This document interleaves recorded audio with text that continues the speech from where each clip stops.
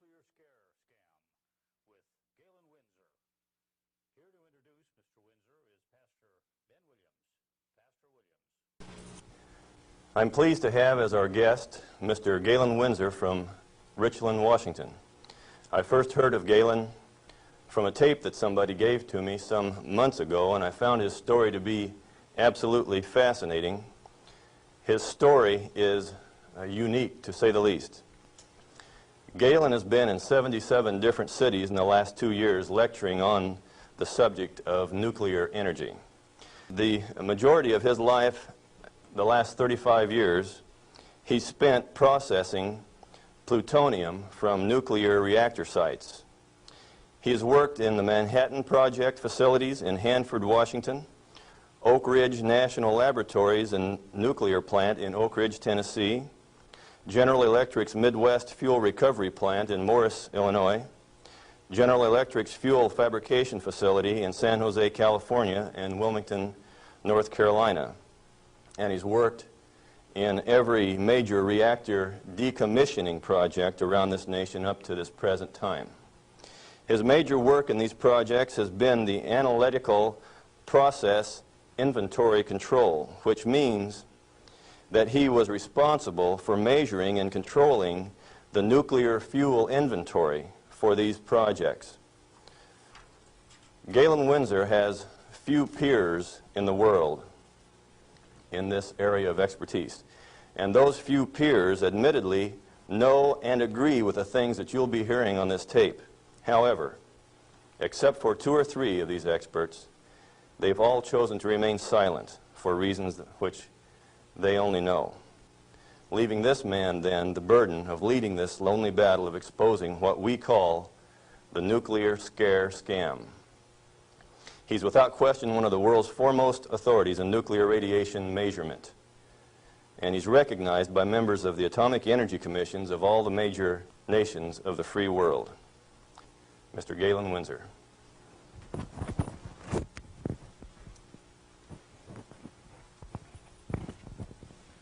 God bless you. Thank you, Ben.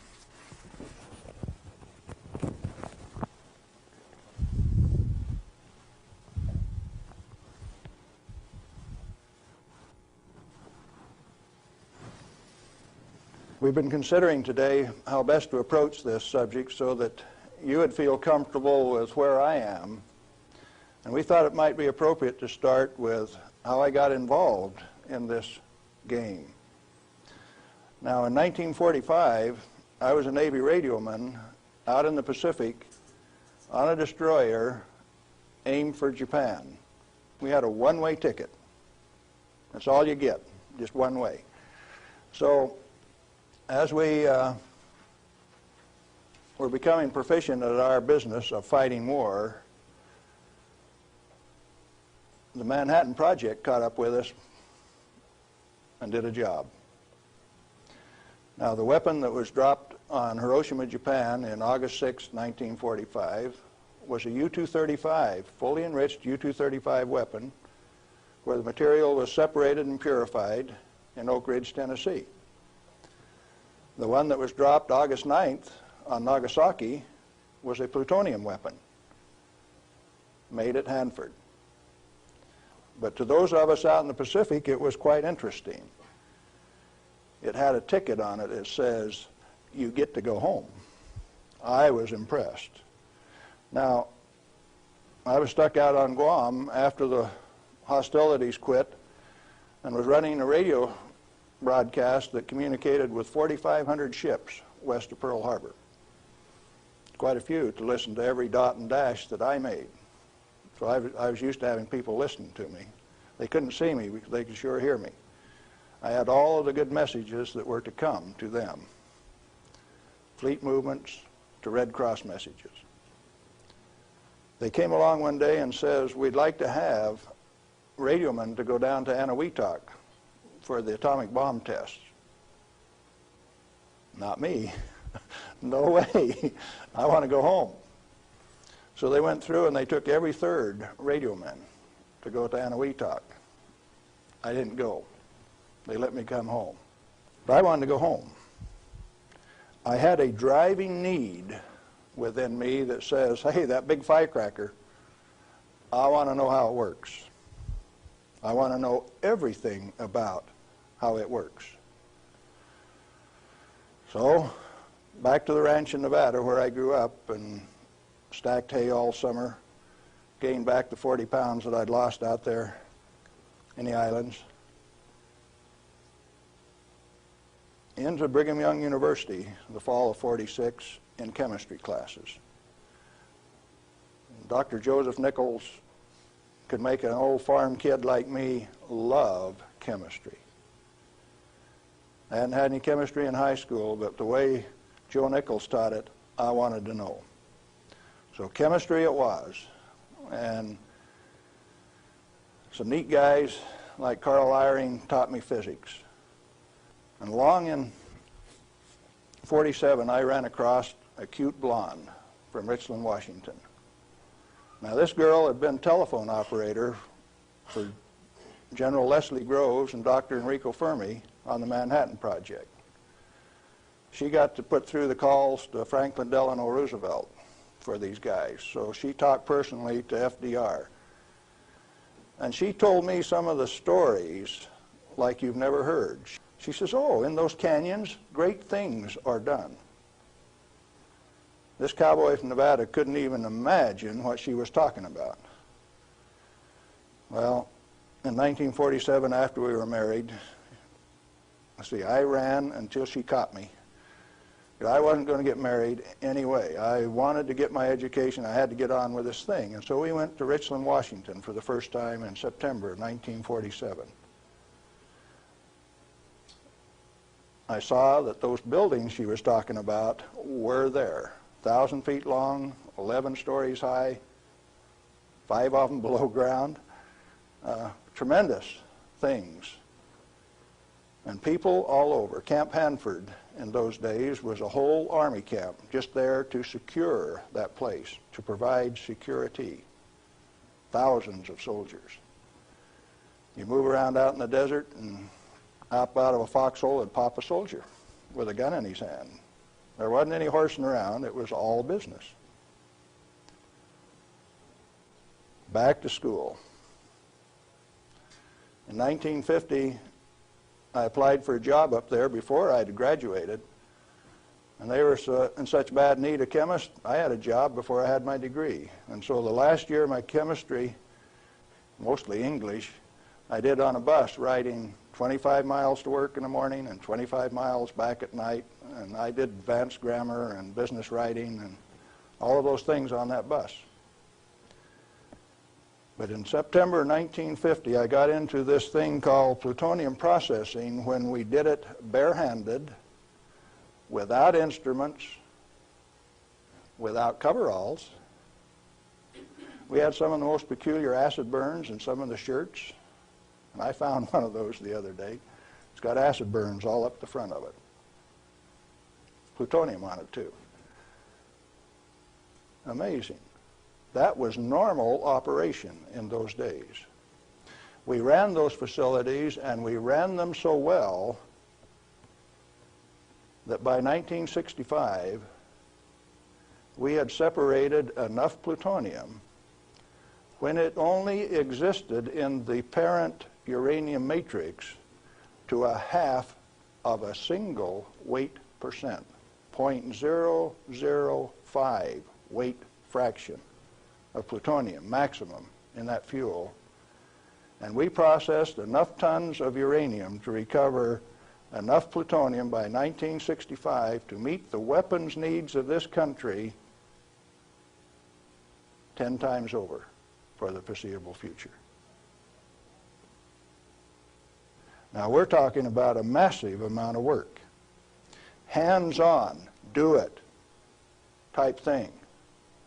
And there was a couple thousand of us, and we were just happy as could be, just working like mad, making those plants run 24 hours a day, 7 days a week, in a community that ran on shift work, A, B, C, D shift. The whole community that way.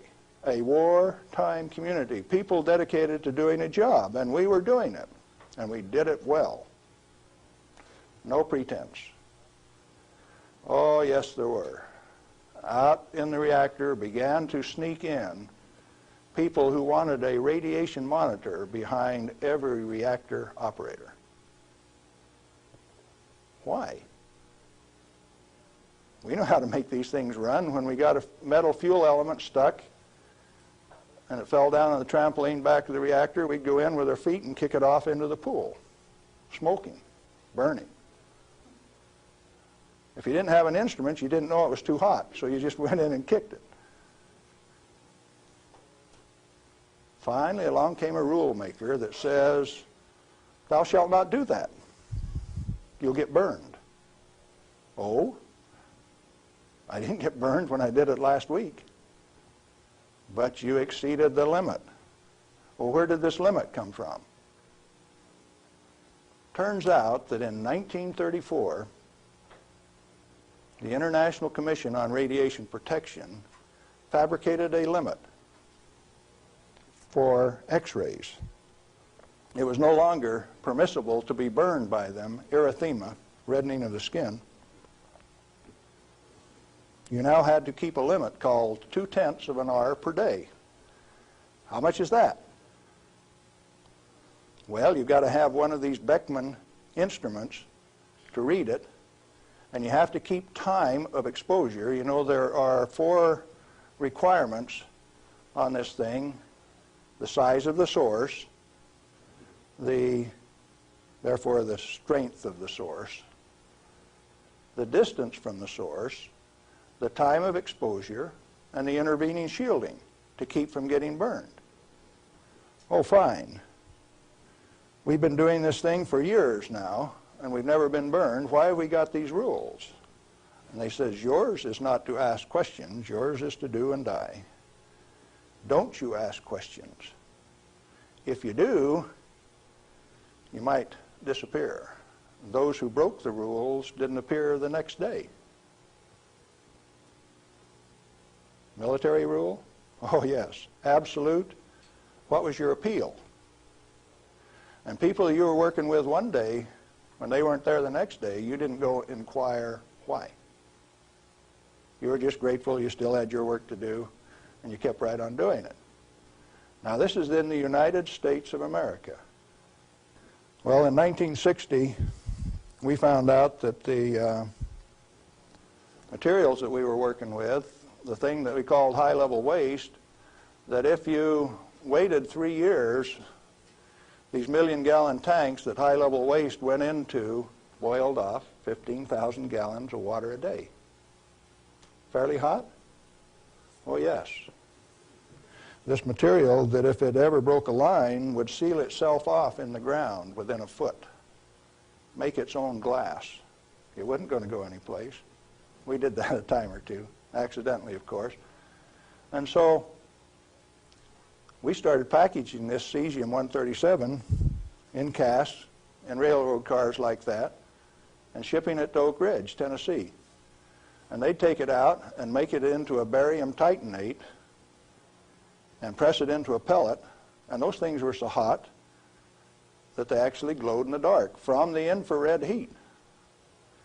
Now, thermo-ionic conversions came along at this time, so you hooked these little heat sources up to thermionic converters and you took electricity out this side. No moving parts.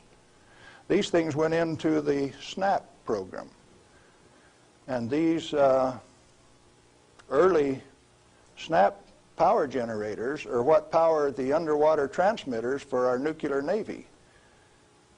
We've got a regular road map under the sea.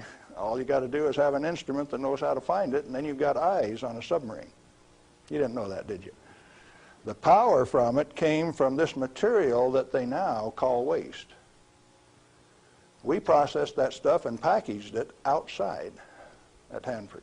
Well, we had rules that said 3R per year is your allowable exposure, that amount of gamma energy that will expose a film pack.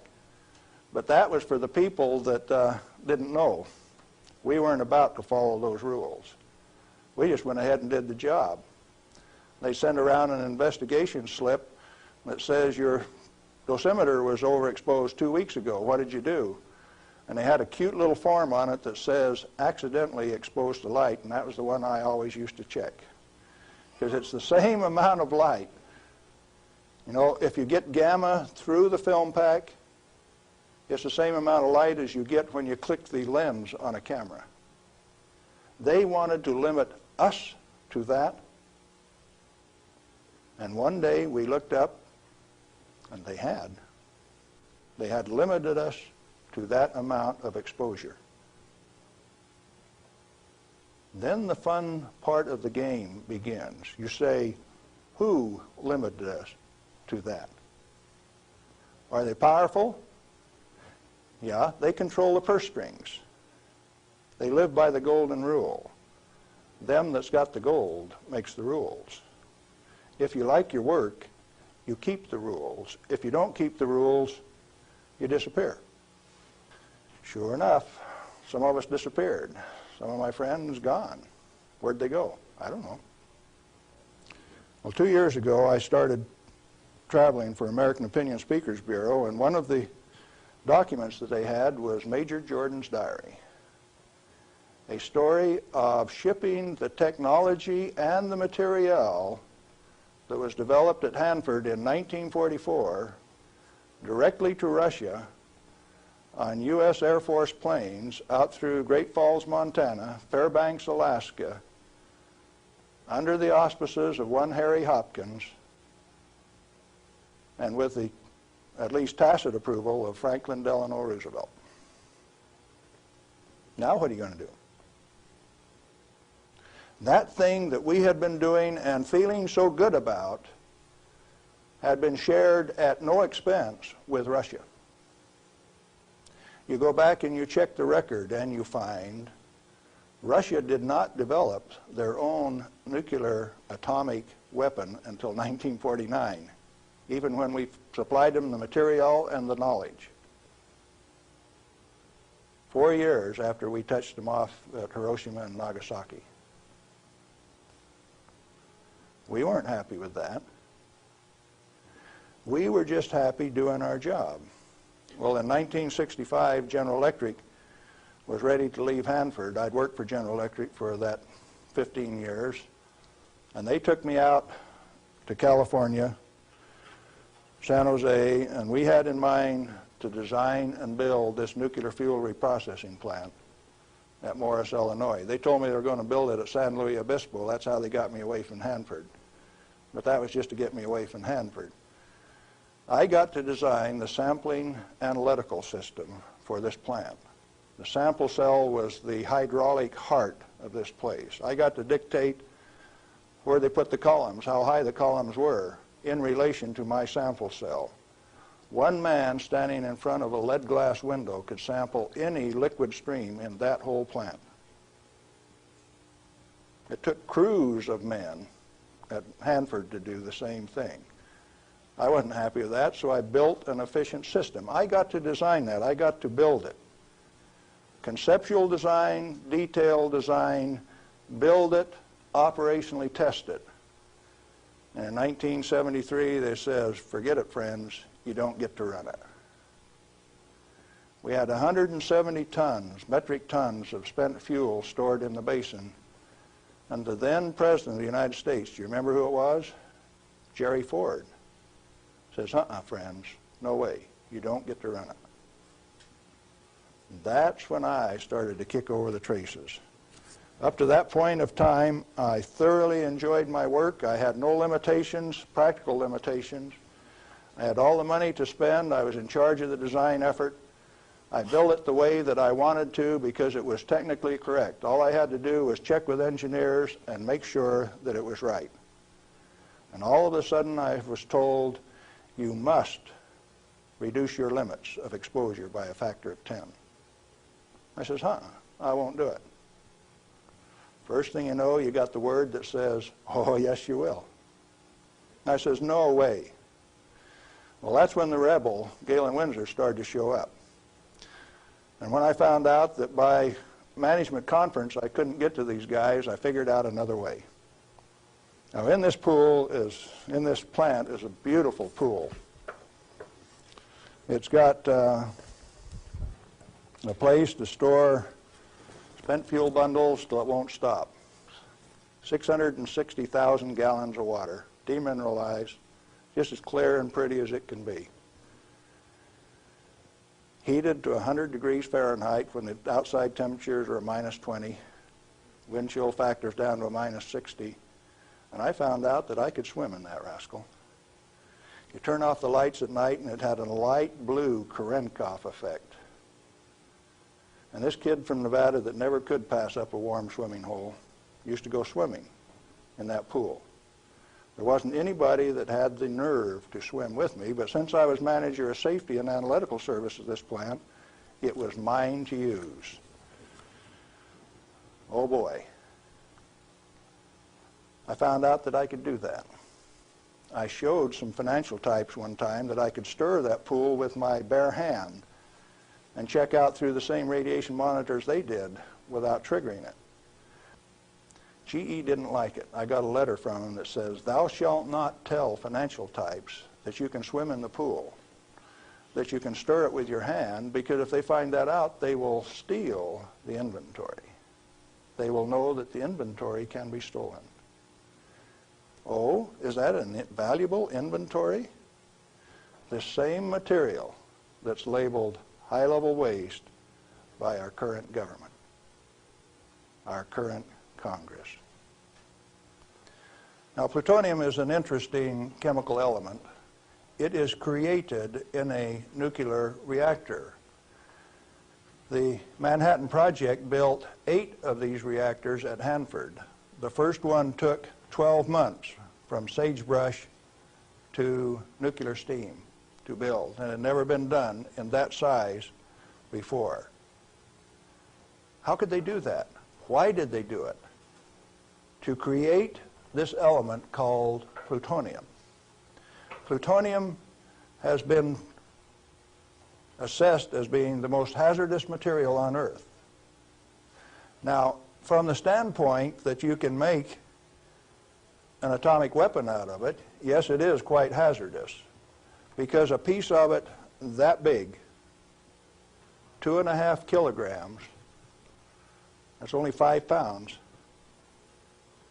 is the force that delivered 20,000 tons of TNT equivalent over Nagasaki. Indeed, it is hazardous. The one over Hiroshima that had fully enriched U-235 in it was 5 times as big. So plutonium is more dangerous than U-235, is it not? By a factor of 5. It takes 5 times as much U-235 as it does plutonium. Therefore, it is the most hazardous thing. Enter the great pretenders. They said that 5 grams of plutonium, properly distributed over the face of the Earth, would kill everybody on Earth. Now, if you can only get one 20-kiloton weapon to go on 2,500 grams, how's 5 grams going to kill everybody on Earth? Early on, I had a fear that said, if there is this much fissile material, that can undergo a chain reaction, we called it in the beginning, then if you set a match to it, all the fissile material in the world is just going to keep right on going. Totally unfounded fear.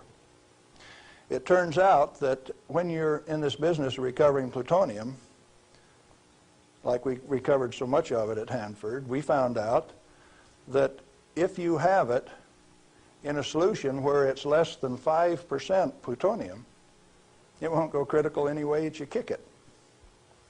And when you get it to 100% plutonium, you better be careful. Because if you put it in more than a 5-inch diameter cylinder, you're playing with fire. You can undergo what is known as an uncontrolled criticality, accidental criticality.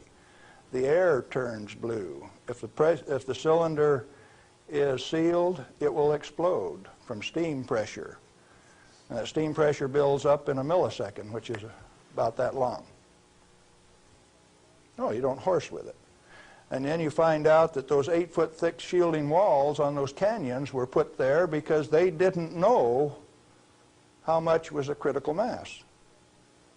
They says, if we make a mistake, we don't want to die, so we will provide the shielding. And so this shielding thing started for no other reason than they didn't know what was a critical mass. Well, through the years, we got pretty good at telling what a critical mass was. And I have worked in a plant where I had half a critical mass in this hand, barehanded, dressed in street clothes, half in this hand, wearing a lab coat, and I'd put this half in a pocket on this side and this half in a pocket on this side and walk down the hall. If those two ever got together, there would be a blue flash. They never got together because I was in between them. And we do that every day. And each half had to meet definite dimension characteristics. And so we'd take them down and pass them one half at a time, and they'd measure it and say, yeah, that one will pass. And then we'd pass them the other half, and that one will pass too. But they were carefully put in separate bird cages so they couldn't get together accidentally. Well, those of us who worked with it enjoyed it. We knew what we were doing. We worked at it. When the President of the United States decided not to operate that fuel reprocessing plant, I started scrambling to find out what was going on. Many things had been done in the name of health and safety. Don't get burned. You got to have a safety record. You have to be safer than anybody else. We were already safer than anybody in the whole world. Well, you can't afford to get burned with this. You've got to enforce the limits. You've got to keep it. And I says, hey, that's not what the ball game is at all. I'll bet you the ball game is something else. And in 1982, when the Congress passed the Nuclear Waste Policy Act of 1982, a guy by the name of Mo Udall, I don't know whether you people in Arizona have ever heard of him or not, authored that bill. It's called the High-Level Waste Disposal Act of 1982. The material he called waste is the reusable uranium fuel that I had been working on for 32 years. Needless to say, Mo Udall and I do not agree on whether that material is waste or not. The name of the game then is, who owns the plutonium and how much is it worth? The government says, bury it 3,000 feet deep in basalt, and we'll hold a contest among the states to see who gets to bury it. Oh? Why do you want to bury it? Did you ask the owners? Who is the owner of the plutonium? May I submit that it's most likely the nuclear power ratepayer. He is paid for the mining, the fabrication of the parent uranium, power generation, and is being charged in advance for its burial. If you're paying for it, to whom does it belong? How much is it worth? In inflated dollars, a ton of reusable uranium fuel contains useful metal isotopes worth upwards of $10 million a ton. Mo Udall says it's high-level waste. The value of reusable uranium fuel scheduled for permanent disposal probably exceeds the national debt. Naturally occurring plutonium quantities, and you know plutonium does occur naturally. Plutonium-244 is found at the residual activities of the several, 8 at least, Oklo phenomenon reactors across the world. First one found at Gabon, Africa. Naturally occurring plutonium quantities have been enhanced by transmutation of uranium. That's the reason we built reactors in the first place. Our ability to detect and measure emissions from these elements is useful in inventory control. When fissile elements, fissile isotopes, are present at less than 5 weight%, plutonium-239 equivalent, and the heavy metal oxide matrix is stored dry in air, it has no critical mass. Remember we talked about shielding was because they didn't know what a critical mass was? If it is light water reactor fuel at less than 5% equivalent fissile content, you can handle it, you can do anything you want with it, you can stack it up, you can have a room full, you can have a handful. As long as you keep it dry, it will not sustain a chain reaction. What then is all this falderall about a little bit, 5 grams will kill everybody in the world? They don't know what they're talking about. And when they say that, they're thumbing their nose at measurement experts like Galen Winsor. I am insulted when they say those things and get away with it because it has no bearing on the truth. It cannot be mishandled. It will not expose any person to an unshielded nuclear reaction. In other words, no controls are necessary except to prevent the pilferage of the inventory. Have you got that one? Let it register. Do you need governmental rules and regulations and instructions? No way. Then why do we have all of those rules? Inventory control practices capitalized on the fear of undereducated masses who work in the industry. I didn't say anything about ordinary people now. I'm talking about the people who have worked in the industry and those who cast stones from without. The Ralph Naders, the Jane Fondas.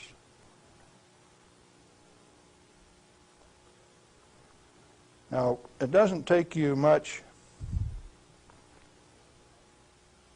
thinking to find out that maybe the industry is the source of the problem. The industry is the one that made up the committees that made the rules that the Congress enforced. You ever thought of it that way? The strangest kind of feather bedding that's ever been dreamed up, it makes the railroad engineers look like pikers. The only amounts of fissile process materials that are of health concern to the handlers are those that can accidentally cause an unshielded nuclear chain reaction, or that will cause erythema from the shortest wavelength, highest frequency, and therefore the most easily shielded ultraviolet light emissions of the electromagnetic spectrum. Big words. Let's see what they mean. The emissions from uranium, plutonium, cesium, all of those things are only important if you assemble an amount that if you get this amount and this amount together, it can go critical. You can get a blue flash and therefore get burned. And that's happened 34 times in the business, and 8 men have died as a result of that. Accidental criticality. Documented in Los Alamos document 3611, if you want to check the source. Or if you've got enough of it together that it's giving off ultraviolet light of this particular wavelength and frequency without any intervening shielding, enough to burn you, sunburn you, erythema, reddening of the skin. If it's less than that, if the effect is less than that, then what is the problem? excessive government regulation. That's what's the problem. Tritium, heavy water. Deuterium is hydrogen 2. Tritium is hydrogen 3. If you let an inventory get away from you, what's going to happen to it out in the biosphere?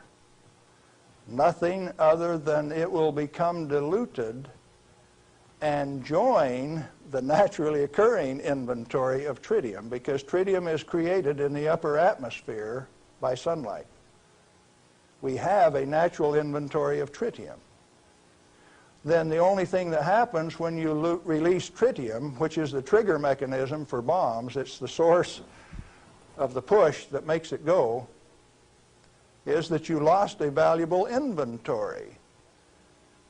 Then what of these people that are pretending that a little bit of tritium is going to do you in? It is not so.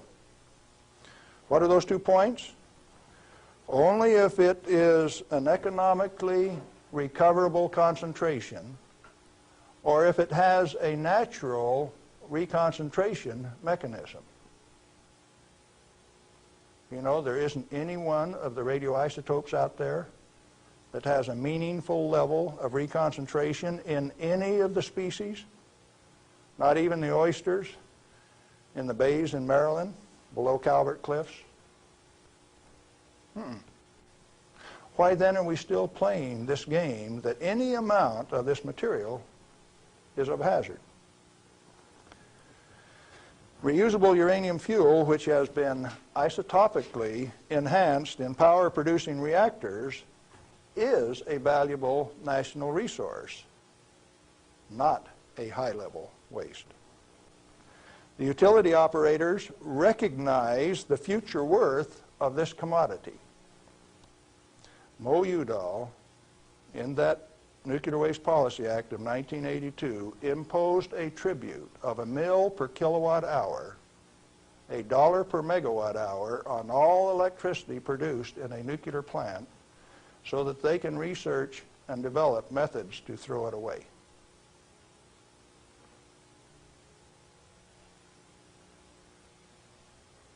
Why do the utilities willingly pay this amount to the Secretary of Energy?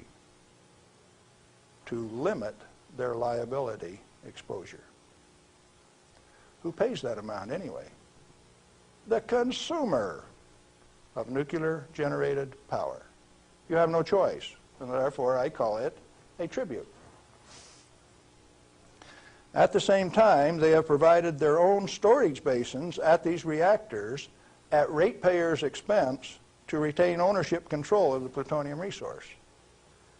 So you consumer, you ratepayer, you taxpayer, are paying for the storage of this fuel, and WNP2 at Hanford has storage that will take them through the turn of the century, and yet every day they are paying a tribute to the Secretary of Energy, with the concurrence of the United States Congress, and signed by the President of the United States in 1982, 83.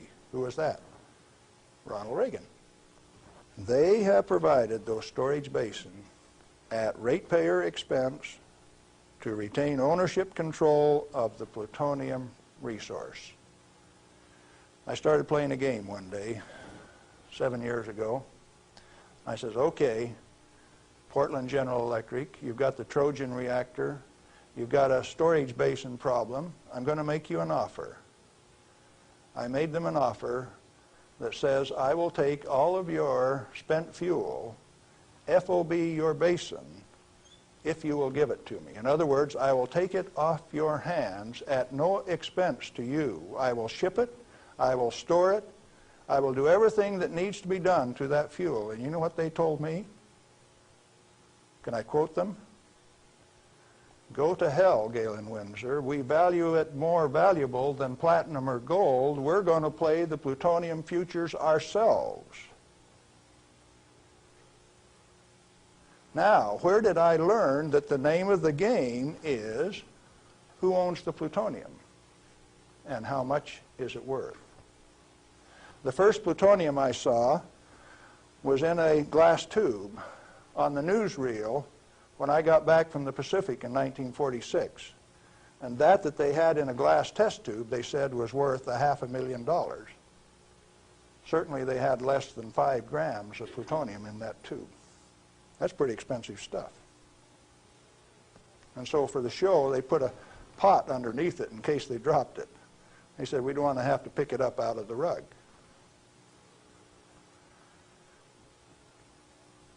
When it was decided for us not to operate this plant, plutonium was guaranteed on buyback by the federal government at $43 a gram. That's quite a price drop, don't you think? When that price guarantee went away in October of 1971, the price of plutonium became $10 a gram. It steadily went down to where its present worth on the market is a minus $2 a gram per year. That's what it costs you to hold on to a plutonium inventory on a material that has been declared worthless by the utility owners and rubber stamped by the Congress of the United States, and they're spending billions of dollars digging holes in ordinary rock so that they can throw it away, dispose of it. Okay, what are you going to do with it?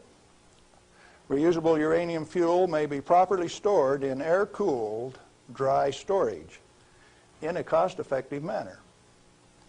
Nuchem in Germany offers this immediate and long-term option as a necessary and safe step prior to reprocessing.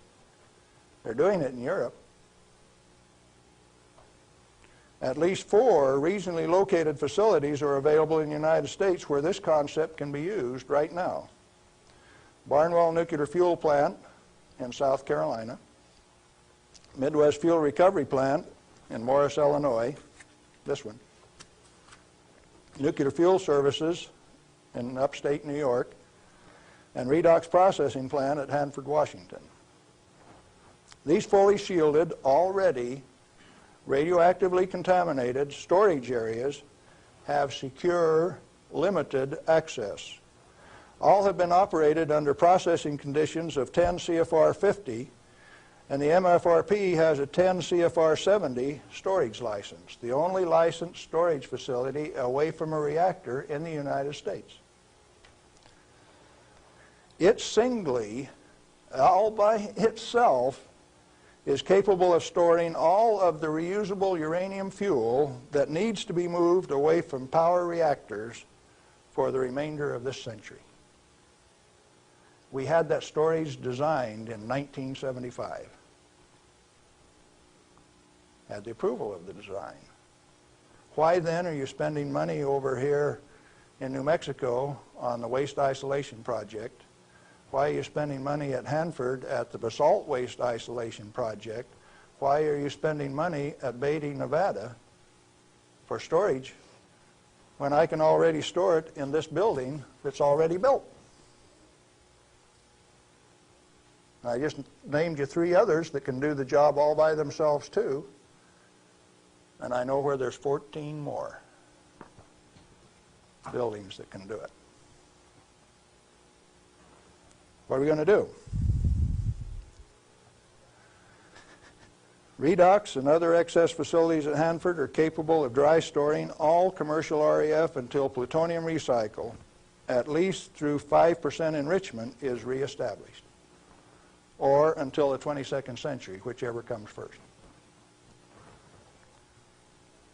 RUF can be cost-effectively stored in existing facilities. Where does Mo Udall came off then, saying that you cannot use this plant for its intended purpose unless it is owned by the United States government. He has said that. The waste isolation projects are politically mandated wasting of national energy and construction resources. Plutonium proliferation by diversion of stored reusable uranium fuel is of minor importance compared to global availability of fully enriched uranium by laser isotopic separation. Let me explain that last thing that I said. Jimmy Carter said you can't ship plutonium to India, but in the same paragraph said you may ship them fully enriched uranium. Oh, Jimmy Carter, that peanut brain, what did he just say? He says that when the Israelis took out the reactor in Iraq, they had fully enriched uranium from France, and they says those rascals, those Iraqis, are going to take that fully enriched uranium, put it in that reactor, irradiate it to plutonium, and therefore have to recover the plutonium in a plant like this, and we stopped them when the fully enriched uranium makes a better weapon than the plutonium in the first place. Now, when the President of the United States says things like that, and when the press gives it credibility, I get insulted. And right after I get insulted, I get angry. And I've been angry for quite a while now. And finally, one day, I said, my own personal security is not important. I think I'll go tell this tale. All I want is to tell my story.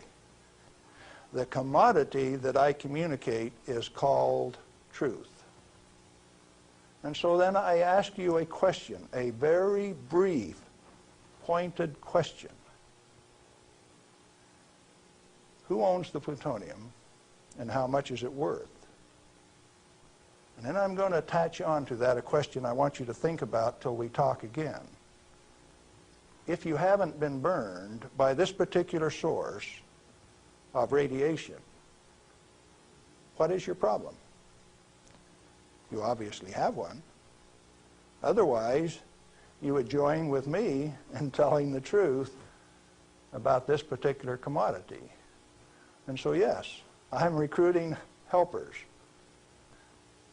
What happened to the guys who taught me the business? Thousands of them. The hands-on business. Where are they?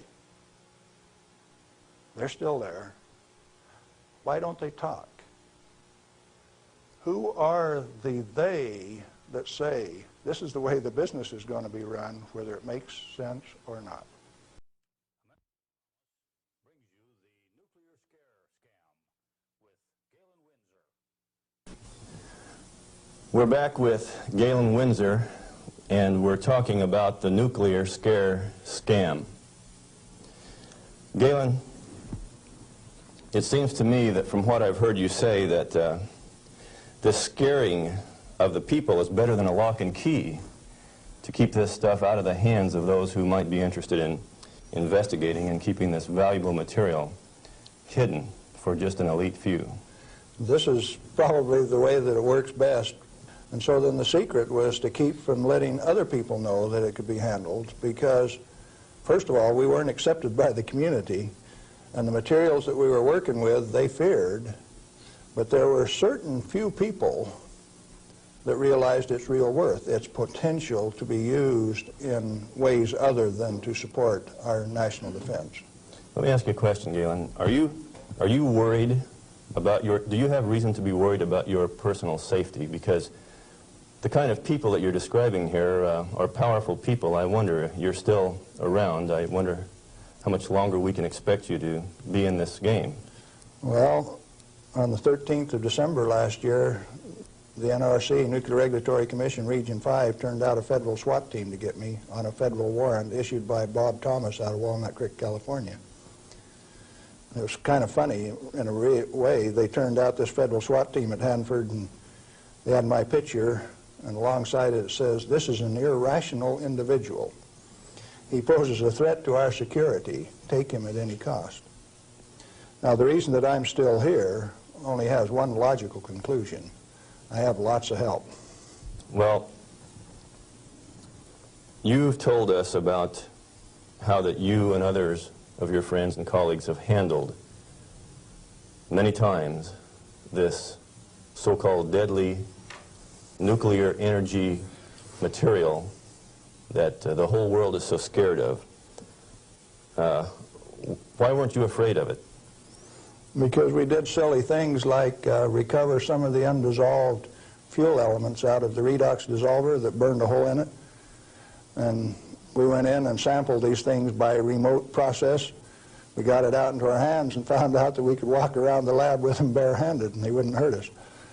And we were standing there in the lab tossing them back and forth. Uranium metal that wouldn't dissolve in the boiling nitric acid. Well, if you find out that you can play with it, and it was only 90 days since that thing came out of the reactor, and it doesn't burn you, why should you be afraid of it? So in other words, you're telling me that you learned to not be afraid of it because of practical use and application and hands-on experience. Hands-on. We might even been playing games. Okay, you say that you swam in this water that was straight from spent fuel used to cool that fuel, and Yes. you swam in it. Yep. You told me earlier that you went a little bit beyond that. Would you share a little bit of that story? Well, swimming in it didn't have the desired effect. So I decided I had to be more direct with these people that were giving me trouble. They were kind of hard to teach, so I went to drinking a glass of it a day. I had the bottle of it. Last time I went swimming, why I filled this 2-liter bottle with water and washed it off on the outside in the shower when I washed me off on the outside so that we didn't tattletale. You know, radioactive material is just a trace or a tattletale. So you got to get it off so they won't know that you've been swimming in the pool and drinking the water. So I took this bottle in and set it on my desk. And who would suspect that the manager of safety and analytical service had a bottle of spent fuel pool water sitting on his desk, and he drank a glass of it every day. And this was unheard of. Nobody ever did that crazy stunt before. How has that affected you, Galen? Well, as near as I can tell, it made me about 6'4" in my cowboy boots, 210 pounds, and really quite a nice fellow. All right. What then happened as a result of your doing this strange experiment on your desk with this water? What was the result? Can corporations have a heart attack? I think General Electric had one, because after they ran me through a whole body gamma scan in December of 1974, by the time I got out, because I had a plutonium lung burden and it took 45 minutes to an hour to count that, everybody on site knew that the manager of safety had been swimming and drinking in the swimming pool, the spent fuel storage pool. Had cesium-137 at a ferociously high level. It even exceeded the NRC's limit. And I'd been drinking it. They knew the fat was in the fire. Now, where do we go from here? Well, first of all, I got a poison pen letter from the people in San Jose. And he says, "Thou shalt not do those things.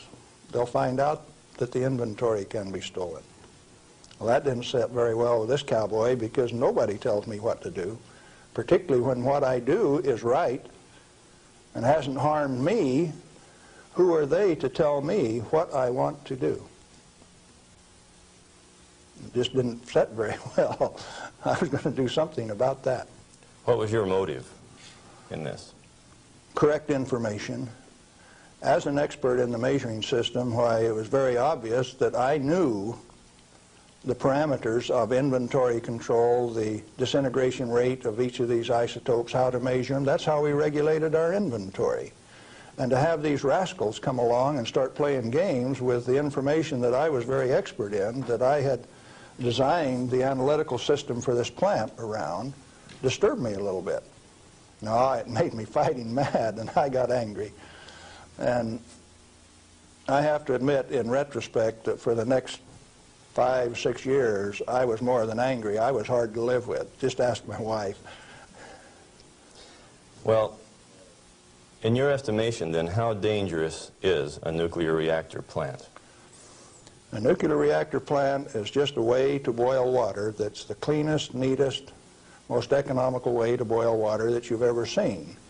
And so, in my estimation, nuclear reactors ought to be insured under the same insurance policy as any other steam boiler plant, power generating plant. And to have special consideration under the Price-Anderson Act means that the insurance industry has already paid off the Congress so that they can have a ripoff,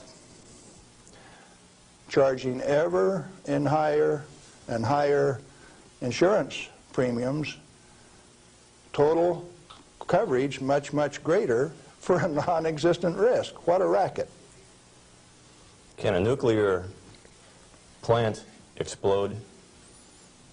Only like any other steam plant. Like Laughlin, Nevada had a steam explosion. It's a coal-fired plant, but 6 men were killed there last year. That could happen at a nuclear plant, but as far as an atomic explosion, good heavens, no. No way. What kind of accidents can actually happen at a nuclear reactor generator plant? You could lose your moderator and the reactor would shut down, the control rods would stick in and you wouldn't be able to start it up.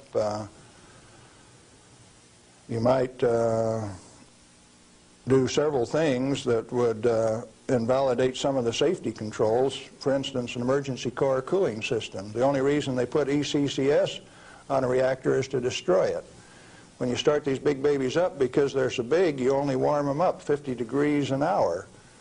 And they say, we got an emergency, throw the emergency core cooling system on like they did at 3 Mile Island 2, and you're going to thermally shock that big machine and ruin it so it can never be used again. Let's talk about 3 Mile Island. What really happened there? We've heard all kinds of stories about meltdown, and they made movies on it that this meltdown could melt right through the earth, clear through to China, and we've seen a lot of scare stories. What really happened at 3 Mile Island? Do you know what really happened there? Yes, I do. I followed that one very closely. In fact, I know the guys personally who wrote the script for China Syndrome and also wrote the script for the 3 Mile Island fiasco. Dale Breidenbaugh, Dick Hubbard, and Greg Miner, who used to work with me at General Electric, are the MBH associates that wrote that China Syndrome script. And not only that, remember that was the time China Syndrome came out, Jane Fonda starring. 14 months ahead of the TMI-2 accident, it was predicted in writing in New York State that that accident would happen 1 year from the date that that 3 Mile Island 2 reactor started up. It started up in March 1978, and it went down March 28, 1979, right on the day, 1 year anniversary. In other words, with 14 months advance notice, the industry still went along with the sham. Nothing happened there except that the owner, the operator, and the regulators conspired to turn it off. What melted? The top of the fuel rods, the third time that the core got uncovered, due to internal pressure, blew the top off some of those rods. They've got Inconel springs in them to keep the pellets, fuel pellets from vibrating when it's running. Those things are under compression, and when they reduced the outside pressure and the fuel rods were still hot, it blew the top off some of those fuel rods. The fuel rods in TMI-2 are internally pressurized to about 1200 psi with helium gas so that they don't reverse dent when they're hot and running for 5 years. And when they drop the outside pressure, why, that internal pressure with those hot rods blew the side out of some of those rods at the top. But melting, the fuel is already an oxide ceramic. It is a pellet. It's been pressed into a ceramic. When you pick it up and feel it, it feels like metal. It's pressed so very, very tight, hard. And so, no, the fuel didn't melt. The China Syndrome is a scriptwriter's fantasy. Right here, I ought to tell a story, I guess. See, I spent 3 weeks on the island in March of 1981, the 2-year anniversary of this particular, quote, accident. And Tom Hall, who stood alongside Enrico Fermi when they pulled the control rods on 100B in October 1944 at Hanford, and I were delegated to go to the island and find out what happened, and so we did. We went over all of the records and everything else, and there, as we could tell from performance records, 51 thermocouples, for instance, only one of which went over 1,000 degrees Fahrenheit. The center line temperature of those rods when they're running is 4,032 degrees Fahrenheit. And so they say things like over 50% of the core was greater than 4,000 degrees. Yes, it was. If it wasn't running at 100% power. So they take that kind of information and bugger it all up so that you don't understand what's going on. They give you a little bit of it. Well, the worst joke that people could dream up, and they says, do you know what the NRC's worst nightmare is? No, I don't know what that is. Galen, Winsor, and Tom Hall in the TMI-2 control room for an hour by themselves. You know why people that know laugh? These crazy guys from Hanford would have started that baby up and showed that it would run. We'd have started it up, and they were afraid of us.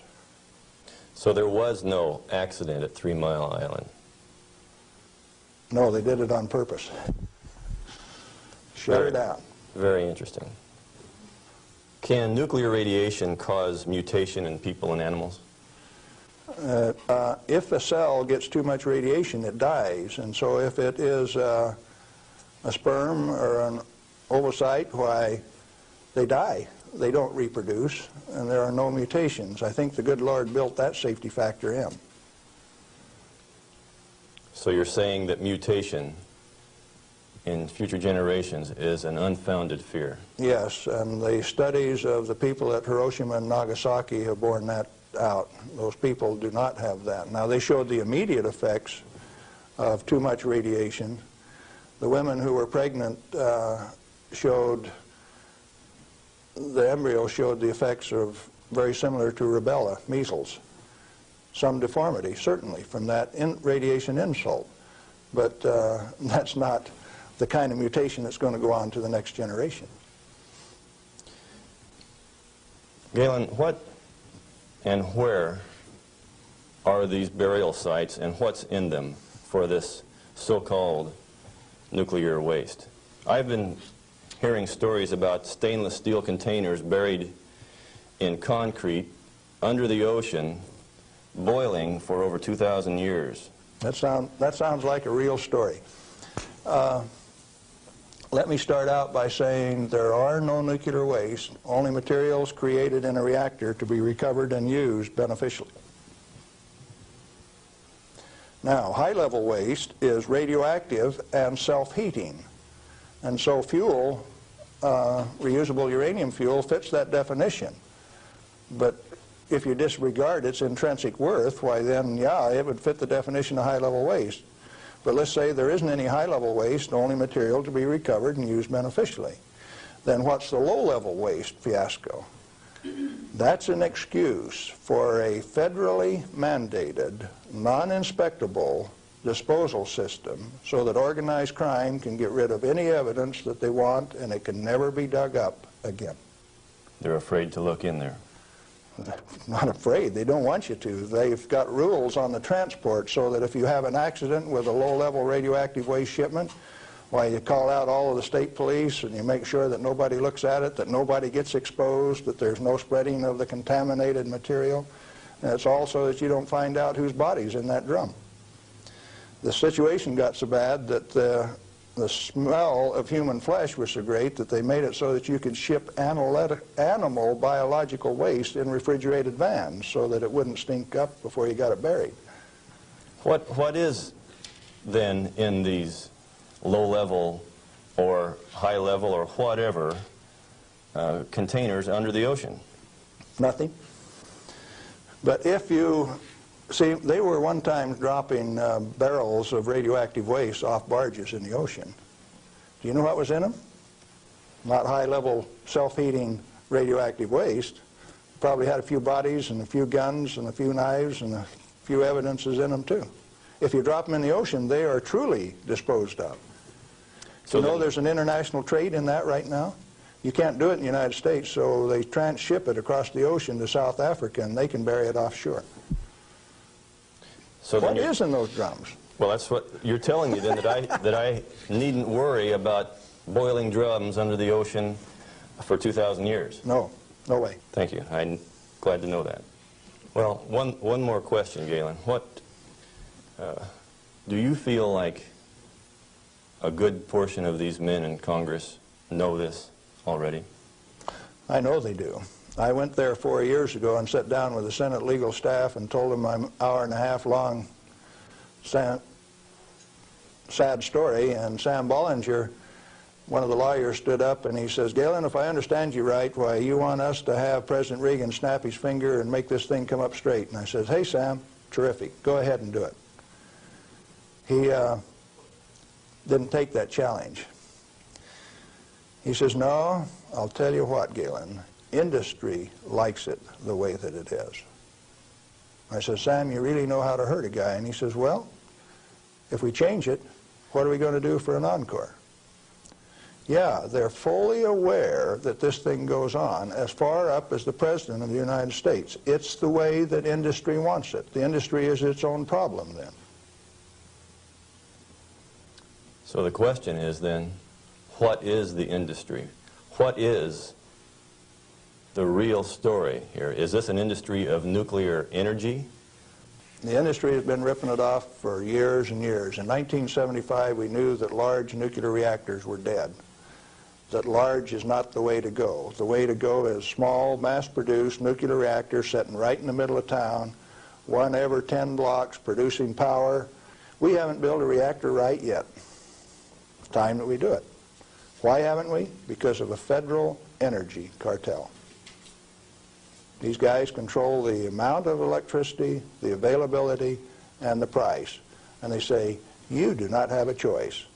I have a choice. I'm going to take one of those decommissioned nuclear subs up in Puget Sound, refuel it, and generate my own electricity. Save the government $5 million because that's what they want to throw them away. I will use it for my own power plant. Quinn Millian up in Omak, Washington, and I are moving on that, and if one of these days I hook one of them up to Pier 91 in Seattle, don't be surprised. Well, good luck.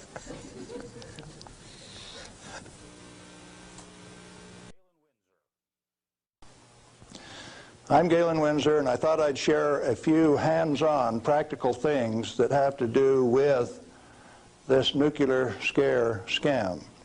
Now, you've heard that gamma energy, the kind of energy that comes off a rock like this, is the most penetrating, most damaging of all radiation. And not only that, here is uranium, the parent of radon, and they say if you can measure, detect radon in a home, then it's bad. If you exceed the EPA's limit, it's reason to run you out of your home. Spend $13,000 like they did with Stanley Watrous' house in Pennsylvania the other day to get rid of the radon, to ventilate it out through. Ridiculous. Let's take them one at a time. This is a rock that I picked up in Natarita, Colorado. 16 weight % uranium. High-grade uranium. Hot. I read a thing the other day that says they had high-grade uranium, and lo and behold, it's too hot to transport, so they had to bury it on site. Oh, wonderful. Let's talk a little bit about radiation. If we can, yeah, are we picking up? If you put the probe right there, the meter goes off scale, and you can hear it, all right? Hot. Radiation, gamma radiation, is the most penetrating of all radiation. Oh, is it? All it's got between the rock and the probe is my hand. Doesn't count so pretty much, does it? What if I put the rock behind me?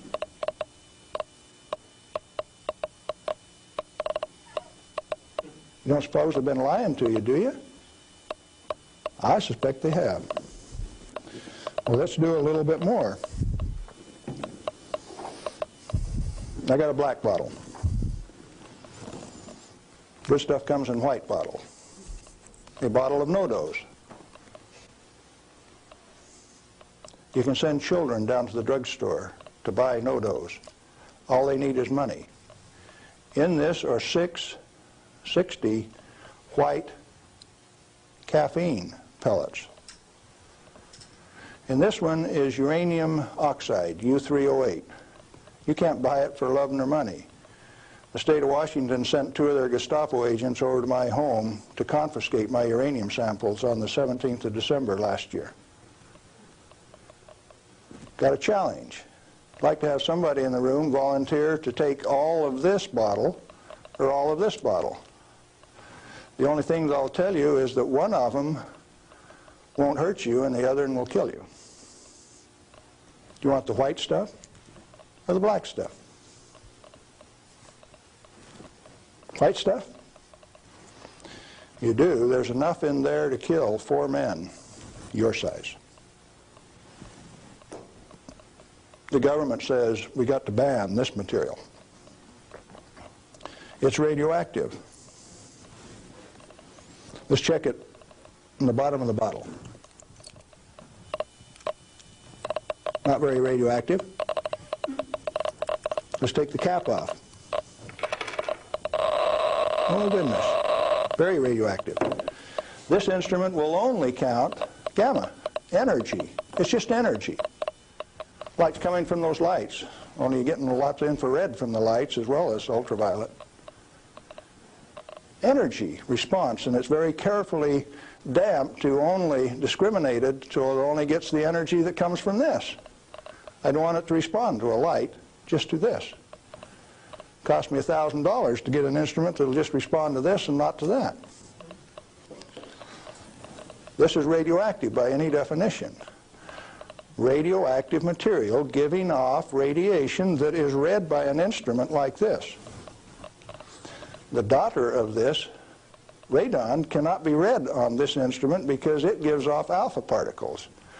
An alpha particle is a dye-positive particle that comes from the nucleus. It has 2 protons and 2 neutrons, therefore an atomic weight of 4, and it's minus 2 electrons. And if you grab it with a high ionization potential counter, it'll count. But if it travels 2 inches in air or through a piece of paper, it picks up 2 electrons, 2 beta particles, if you will, and becomes helium gas, and it won't count on an ionization chamber.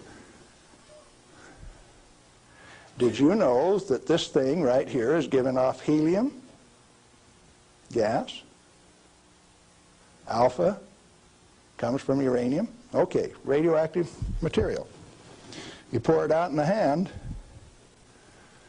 and that's radioactive contamination. Is it radioactive? Yeah, it is. Very radioactive. Now, decontamination is nothing but scooping it back up and putting it into the bottle.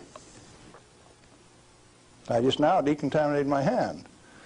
No, I didn't do such a good job. Not good at all. Is it still radioactive? Yeah, that's called residual radioactivity. Now, under the decontamination rules of the government, when you decontaminate somebody like this that's that contaminated, and this is certainly a reportable incident under current DOE regulations, when you decontaminate him, it has to go down a controlled drain so that you don't disperse radioactivity. Do I qualify as a controlled drain?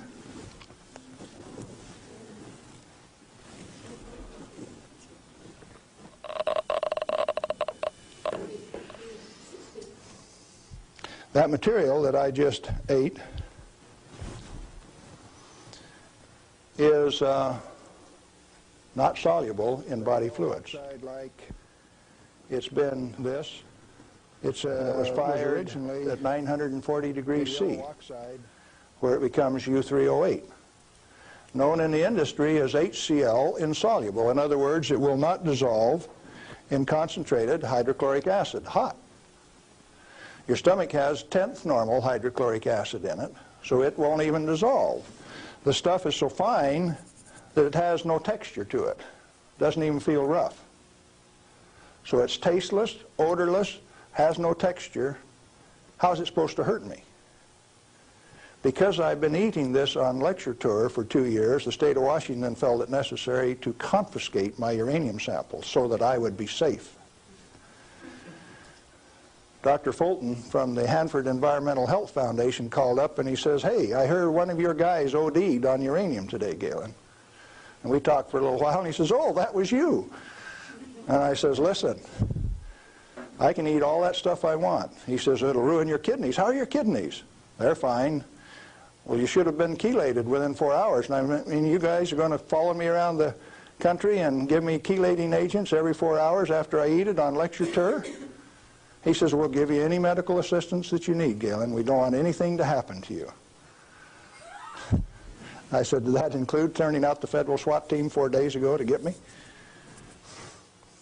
Where are these guys coming from? Well, here's a piece of metal. Density of 19, 19.0. If you know your chemistry and physics, you know that there are only two metals that have that density, plutonium and uranium. Radioactive, pyrophoric, density of 19. Outside of a laboratory, most of you can't tell me whether this is uranium, plutonium, or a mixture of the two. Now, I said that it's heavy, and it is. Let's see if it's radioactive.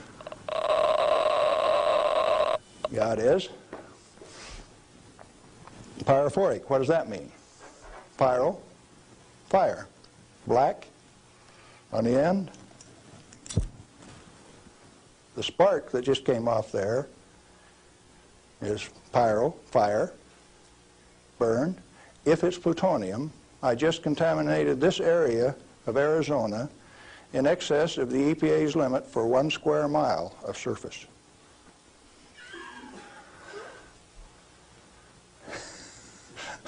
Somebody laughed. It's serious. The end of progress altogether says that I just contaminated you in excess of the limit for 1 square mile. It's now silver on the end. Tomorrow it'll be black because it self-oxidizes, this black color like this, all by itself. Plutonium does that and uranium does that. Is it hazardous? Yeah, it is, because they take depleted uranium metal and make it into 50 caliber bullets, fire them from shoulder-held weapons. In 1976, they obsoleted tank warfare with these things because it only takes one dog face with one weapon to knock out a 65-ton tank. It'll go through 3 inches of armor plate, and when it comes out the other side, it's that white hot spark that we just made. And the 5 men in that tank are dead, because it'll burn all of the oxygen out of the air and burn their flesh. 1976, they obsoleted tank warfare, and you never even knew that. They make 10,000 of those bullets every day in the United States. We got enough in arsenal to sink all of Russia's tanks, and our boys in the Defense Department don't even talk about it. Yeah, it's hazardous to your health. Reminds me, lead is hazardous to your health too, isn't it? Particularly if it's in a 45 slug like this and it hits you right here going about 2,600 feet per second. It's not the material, it's the impact from the velocity. Let's be very specific in the words that we use. This particular chunk of lead came out of a human body. My son, who's a deputy sheriff, thought maybe I could use it on tour. That's called dying of lead poisoning. Anything less is a figment of the imagination because it's not soluble in body fluid either.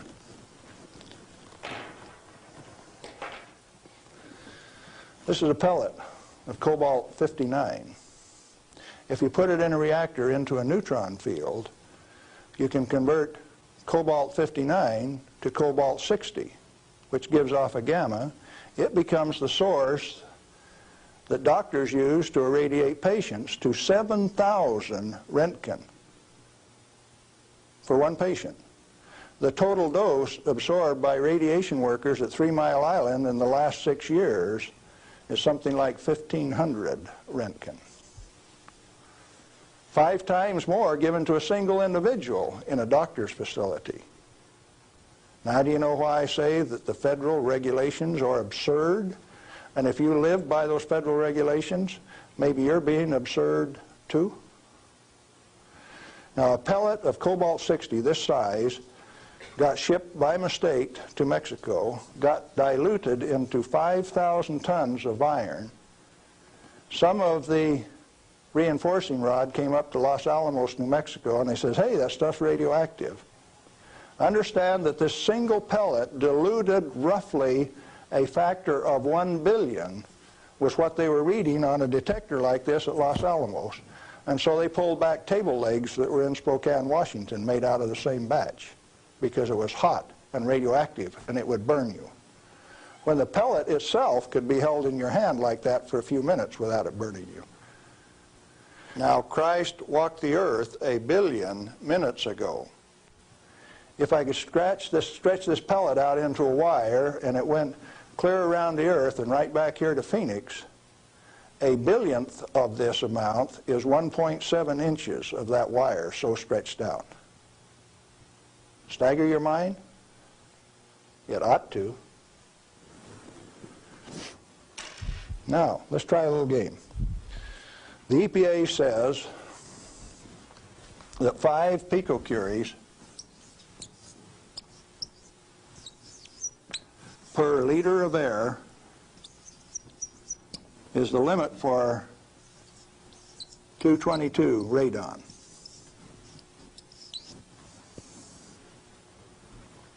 And they handle that like it's a real number. Madame Curie says that 1 gram of radium equals 1 curie equals 2.22 times 10 to the 12th disintegrations per minute, and that's the basic definition of radioactivity. How many disintegrations is this? Should we find out?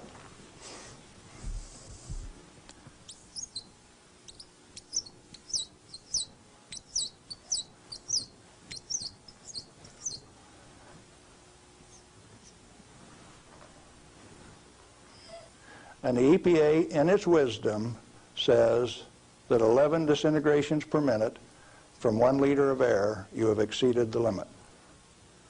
You know what I did the other day? I've been having a little tough with some legal authorities up in my house. So I took one of these bottles of uranium like this, and I dissolved it in an Erlenmeyer flask with nitric acid. And I got a crack in the basement floor, and I squirted that whole bottle into that crack on the basement floor in acid solution so that it'll drive that counter off 3rd scale any place along a 10-foot section of that crack that I put. When they bring the radon measurement in there, you know what the radon's going to do? It's going to go off scale in their measurement. It won't go that high. If Watrous' house with 17 times this limit in it was caused to spend $13,000 and give it national TV coverage, press coverage, think what Galen Winsor's house is like. I went to the trouble to notify my congressman about it. Mike Lawrence, the manager of the Department of Energy in the Pacific Northwest, my state representative, Ray Isaacson, and a few other astute people, including the banker and the lawyers and the appeal court. What are they going to do with that? I set them up on that last Thursday, and I come down to Phoenix, so I escaped the falderall. What I'm saying to you is that the federal regulations are absurd. The congressman that put them into place ought to be fired. They ought to be sent home. The regulators, what do you do with them? Quit paying them. The taxpayer, the electorate, elects those people to go out and do a job. Why do you continue to pay them when they're teaching you baloney? When they're putting in regulations that don't make any sense? Cut it out. Quit paying them, fire them, send them home. The term I grew up with says can them. Is it easy? Apparently not. You haven't got the job done. The majority of the Congress is irresponsible, amoral, atheistic, irresponsible. Let's see, how many more adjectives can I drum up? But that many. Let me tell you. We as the people sent a bunch of rascals out to the energy store with a signed blank check. And we say, hey fellows, if you run out of money, just go build us a good power plant. If you run out of money, come back and we'll give you another signed blank check and guarantee the payment out of the ratepayer's pocket. Tennessee Valley Authority has the most nuclear reactors of any outfit in the place. Not one of them has produced any power since last August.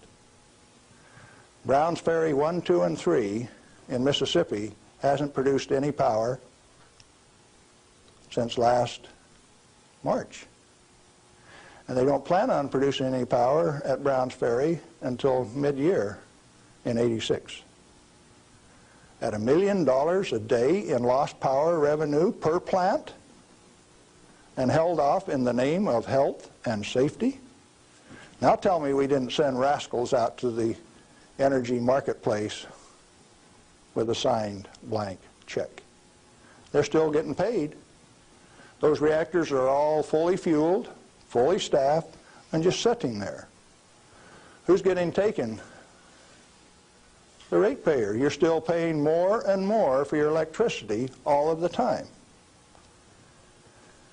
Now, Bonneville Power Administration says that 57% availability is okay for a nuclear reactor. Maine Yankee is often run at 103% availability, which means it's running over nameplate rating. Enough days out of the year that its average availability is 100%.